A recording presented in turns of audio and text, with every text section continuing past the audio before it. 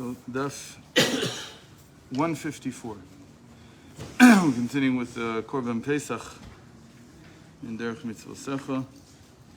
So what we saw last time was the mashal of the barrel, and that when Hashem gives the klipa, when Hashem gives to the other side, to impurity, so he does so as water that overflows out of a barrel, that there's no ability to control the flow, and you can't even calculate where you want to be to catch the water. It's not like when you have a spigot.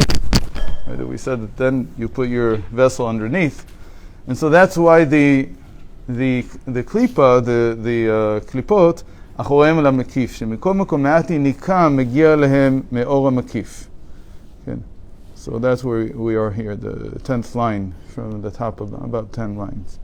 וכמשל החבית המלאה לכל גדותיה, נשפך מן המים לכל צד, והשאין כן שנמשכים דרך צינור ובירזה, לא ישפך לצדים, רק להכלי הראויה שהעמידו תחתיה. אך מכל מקום גם משם מגיע להם יניקה מבחינת חיצוניות לבד, כמן דשדה בתר כתפין, כמו שהתבאר.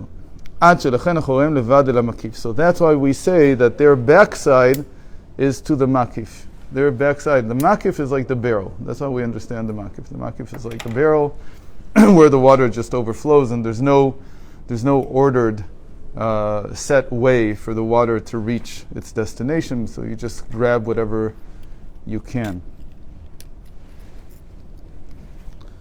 Velo pnehem, so it means that they too, they can't, when you put your face towards something, we said that means that you have a plan, you have a set way to get what you need.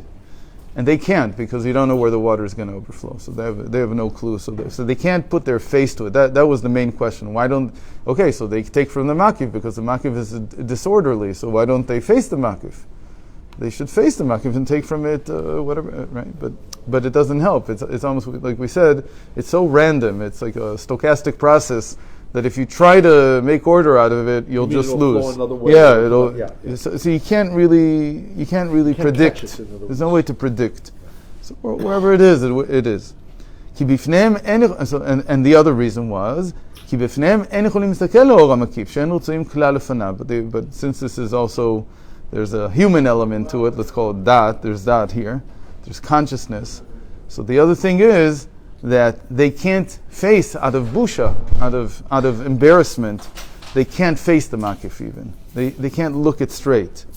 And that's what we said, כמשל הסממית, the gecko, שאם היותה ביכולי מלך, לא שהיא רצויה אצלו, עד שכדאי שתרקד ביכולו, אלא שלא תמותו, אינו נותן לב להקפיד לגרשה. So if the gecko starts making a little jig, a little dance in front of him, he's going to get it swept away. The king's not going to leave this lizard in front of him, because it's not honorable. It's not the way a king's residence should be.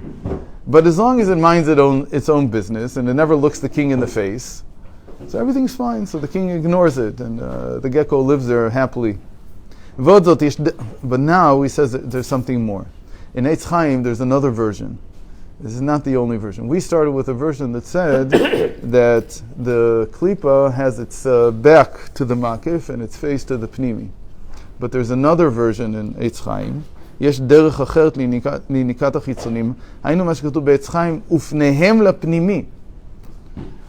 So, the other version is that I'm not stressing the fact that their back is to the makif. Their face is to the pnimi. How does that work? I mean, if all they can get is from the makif, how did they suddenly look at the pnimi? That doesn't make very much sense.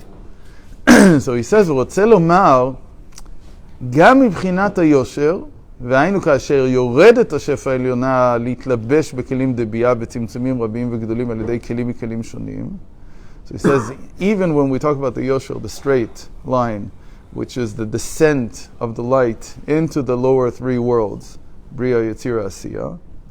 So even there, and everything is very ordered, everything is within vessels, because that's the whole process. We said that it descends because there's going to be an ascent, because these vessels have bittul in them. They have the ability to have nullification.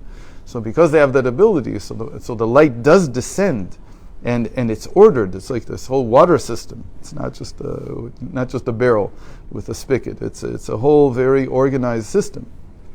So even there, שאז היא בבחינת קטנות מאוד, אז יוכלו גם החיצונים לנהוג דרך שערות הנוקבה. This is the chiddush. That when it descends enough, it reaches a state in which there's so little light that even the klipa can get from it. And where is this place where there's so little light that it can grab? And this is the question that everybody has. Why does a married woman have to cover her hair? What's the idea? Why would she? Like, first of all, when she wasn't married, her hair was fine. So what happened? What changed? What? What, that she has to cover her hair? I've never heard of it. So the what? The what? That she doesn't need to cover her hair? Cover her hair from the day she's with me. You're saying she has to cover... It's chumrah. It's not halacha at all. No, okay. It's better not to give people any ideas. It's mamish. I told them a couple of days ago. I had a friend whose father was a big rav, and when he passed, he didn't have anything. Mamish didn't have anything and his kids inherited nothing, literally nothing. So at the end of the shiva, in their broken house, the bechor, the eldest boy, he's a very, very smart guy. And so he gathered all the brothers around, 9 brothers and sisters of his, and he said to them, Abba was very poor, he didn't have anything. So there's nothing to chalek, how do you say chalek? Nothing to inherit, nothing to split up between us. So what we'll do is we'll split his chumras. So each one got a chumrah. Said the chumras are chumrah. If it gives chayas to someone, fine. But to say that it's a shita, I don't know. Anyway, so why would the hairs suddenly be something? There's so little light in there. What is the hair? The hair is the extension of the mind. And maybe you would tell me you have to keep your mind clean. Okay, that I understand. So it's a bittul. It's a type of bittul, of course. Not to let the klipa get from it.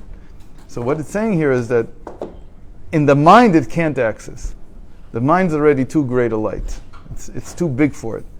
But when it gets to the really, really thin hairs come out of the brain, that's how they're described. They like represent the overflow of the brain. So there they can grab on. Because there, it's like there's people who steal electricity. So where do you steal electricity? So you can't go to the big high voltage, 3,000 volts, the huge towers that have these cables between them. It's like 3,000 volts. There's nothing you can connect to that. So you have to wait until it's transformed, step down, until you get like 220 volts, and then you can steal electricity. You have to wait until it comes down. So it comes down to... Because everything he gives to his wife. So it's not there. It goes for... That's why it's only when she's married. He gives to her. Zah gives to Nukva. And now Nukva's mind, the little follicles that come out, that's where the klipa can suck from. So. Amen.